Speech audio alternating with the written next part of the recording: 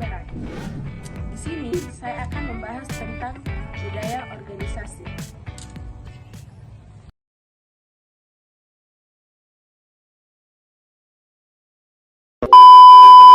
Yang pertama, apa sih itu budaya organisasi? Jadi, budaya organisasi adalah cara kerja, kebiasaan, nilai-nilai, serta aturan tidak tertulis yang dianut oleh anggota dalam sebuah organisasi. Simpelnya, budaya organisasi adalah kepribadian dari sebuah organisasi. Budaya ini terlihat dari bagaimana orang-orang berperilaku setiap hari, mulai dari cara berkomunikasi, bagaimana menyelesaikan tugas, sampai bagaimana mereka menghadapi masalah. Dan yang kedua, ada fungsi budaya organisasi. Seberapa penting sih budaya organisasi? Jadi, budaya organisasi sangat penting karena budaya organisasi memiliki fungsi besar bagi keberlangsungan kerja, antara lain yang pertama, sebagai pedoman perilaku.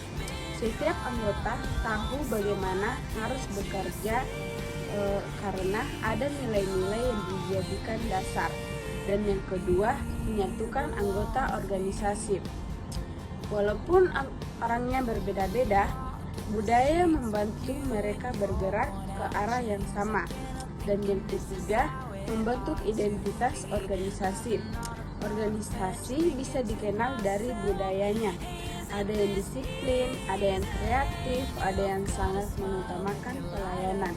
Dan yang terakhir, yaitu keempat, meningkatkan kinerja.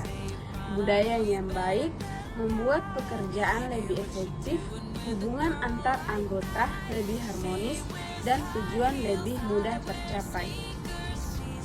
Dan yang ketiga, ada contoh budaya organisasi yang akan saya jelaskan. Supaya lebih mudah, mari kita lihat beberapa contoh budaya organisasi yang sering ditemukan. Contoh yang pertama yaitu budaya disiplin waktu. Di organisasi yang punya budaya ini, semua orang terbiasa datang tepat waktu, menepati janji, dan menyelesaikan masalah sesuai dengan deadline. Dan yang kedua, budaya kerjasama.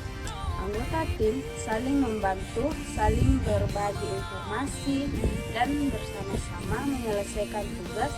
Tidak ada yang dibiarkan bekerja sendiri. Dan yang ketiga, komunikasi terbuka. Budaya ini, setiap orang bebas menyampaikan pendapat, ide, atau masalah tanpa merasa takut.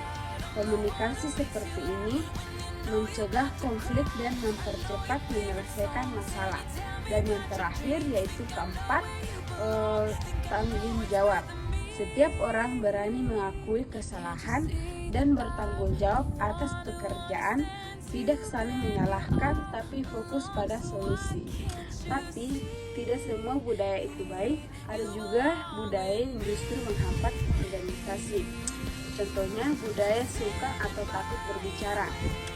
Bawahan takut menyampaikan pendapat karena khawatir takut dianggap tidak sopan atau tidak dihargai.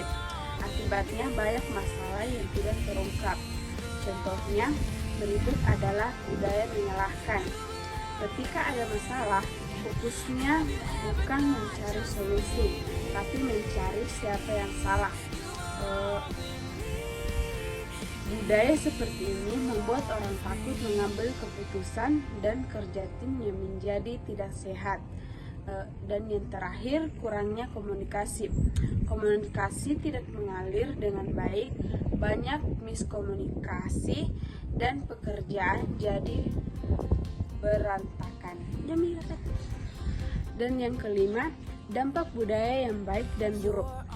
Budaya yang baik membuat organisasi lebih efisien, lingkungan kerja yang nyaman, dan kinerja meningkat. Sebaliknya, budaya buruk menyebabkan konflik, menurunkan motivasi, dan membuat tujuan organisasi sulit tercapai. Jadi, budaya organisasi bukan hanya teori, tapi benar-benar menentukan kehidupan sehari-hari dalam sebuah organisasi. Dan yang keenam, cara membangun budaya organisasi yang baik. Lalu, bagaimana cara membangun budaya yang baik? Yang pertama, menggunakan komunikasi yang jelas. Semua anggota harus tahu nilai-nilai yang ingin dijunjung. Dan yang kedua, contoh dari pemimpin. Budaya tidak hanya berupa kata-kata, harus dicontohkan dalam tindakan. Dan yang ketiga, memberikan penghargaan kepada perilaku positif. Apresiasi kecil bisa membuat anggota lebih bersemangat menerapkan budaya organisasi. Dan yang keempat, pelatihan dan sosialisasi.